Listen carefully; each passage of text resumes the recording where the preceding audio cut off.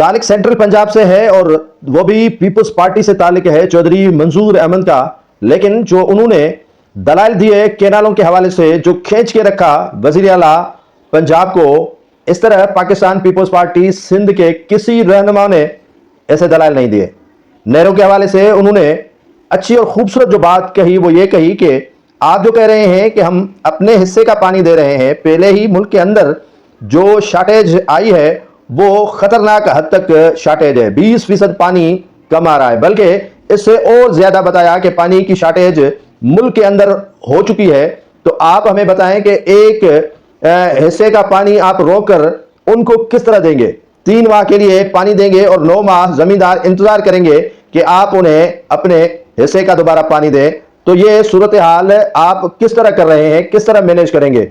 सिंध को अपने हिस्से का पानी किस तरह दिया जाएगा? और अगर आप अपने हिस्से का पानी चोलिस्तान को दे रहे हैं सिर्फ 3 माह के लिए एक नहर को बंद करके, तो फिर क्या ये 9 माह ऐसे ही रहेंगे? तो आप इस तरह के काम नहीं करें जो आवाम के मफाद में नहीं हो।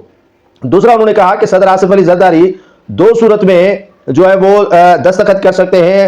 एक तो हुकूमत जो है वो एक आर्डिनेंस लाए, दूसरा पार्लियामेंट से जो है वो एक बिल मंजूर करवाया जाए, उसी सूरत में सदर दस्तखत कर सकते हैं। तो केनालों के मामले से जो मिनट्स दिए गए थे उनके हवाले से चौधरी मंजूर अहमद ने भरपूर तरीके से पीपल्स पार्टी का दिफा किया। सिंध के अंदर ऐसा एक शख्स भी नहीं है मौजूद जो पीपल्स पार्टी को केनालों के इस दलदल से या केनालों के इस मामले से बाहर खींच कर ले आए। इसी वजह से पीपल्स पार्टी सिंध के अंदर काफी परेशान दिखाई दे रही है। आज हामिद मीर ने जो बात कही है वो भी काफी सुनने के काबिल है और उससे भी पीपल्स पार्टी बेहतर है कि एक नजर जरूर देखे।